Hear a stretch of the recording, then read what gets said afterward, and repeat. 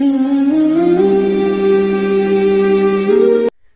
اللہ الرحمن الرحیم، اللہم صلی علی محمد و آل محمد۔ تمام حمد کی تسبیح ہے اس پاک ذات کے لیے جس نے ہر شے کو عدد میں گن رکھا ہے، اور درود و سلام محمد و آل محمد پر جو ہر شے کے عدد کو جانتے ہیں۔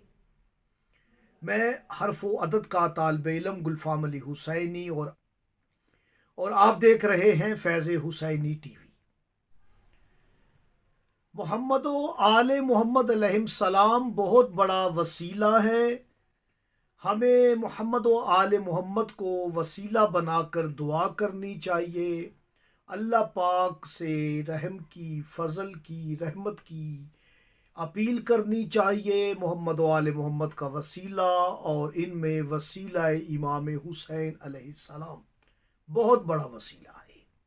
قرآن کریم بھی بہت بڑا وسیلہ ہے۔ محمد و آل محمد کو قرآن کو وسیلہ بنا کر دعا کریں، آپ کی دعا رد نہیں ہوگی انشاءاللہ تعالیٰ۔ کاروبار کے لیے، ترقی کاروبار کے لیے، ملازمت میں ترقی کے لیے آپ نے اگر قرض لینا ہے تو وصولی قرض کے لیے، اگر آپ مقروض ہیں تو قرض ادا کر سکتے ہیں۔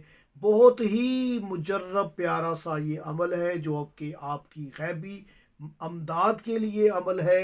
توسل ہی امام حسین علیہ السلام بادشاہ کا ہے۔ یاد رکھیں، کچھ میں اس کا راز آپ کی خدمت میں ہدیہ کرتا ہوں۔ قرآن کریم میں 3 ایسی صورتیں ہیں جن کی آیات 3 ہے۔ پہلی سورہ والعصر ہے، دوسری سورہ کوثر ہے، تیسری سورہ نصر ہے۔ ان کی آیات 3 ہے، اور 3 آیات کا تعلق جو ہے وہ 3 شعبان کو آنے والے مولا کے ساتھ ہے۔ میرے مولا 3 شعبان کو دنیا میں تشریف فرما ہوئے، تو بسم اللہ کے ساتھ پڑھنی ہے آپ نے۔ آپ بسم اللہ کے حروف گنتی کریں تو 19 ہے، اور 3 صورتوں میں 3 مرتبہ پڑھنی ہے۔ 19 کو 3 سے ضرب دیں گے تو 57 کا عدد آئے گا، یعنی 57 کا عدد 57۔ یہ کریم کربلا امام حسین علیہ السلام کی ظاہری حیات طیبہ ہے، 57 سال اور 3 دفعہ بسم اللہ کا آنا، 19 حروف۔ اور جب آپ 57 کو بھی جمع کریں گے، 7 جمع 5 تو یہ 12 بنے گا، 1 جمع 2 تو 3 کا عدد۔ آپ دیکھ رہے ہیں 3 صورتیں ہیں، بسم اللہ کا عدد بھی 3 ہے۔ 786 کو جمع کریں گے تو پھر 3 آئے گا۔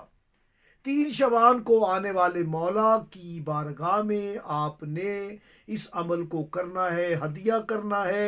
سورہ والعصر، سورہ کوثر، سورہ نصر کو اپنے مقصد کو ذہن میں رکھتے ہوئے آپ نے 3 مرتبہ تینوں صورتوں کو پڑھنا ہے نماز مغرب کے بعد، اور وہ بھی نماز مغرب کے 3 فرض کے بعد پڑھ کے آپ نے مولا حسین بادشاہ کو ہدیہ کر دینا ہے۔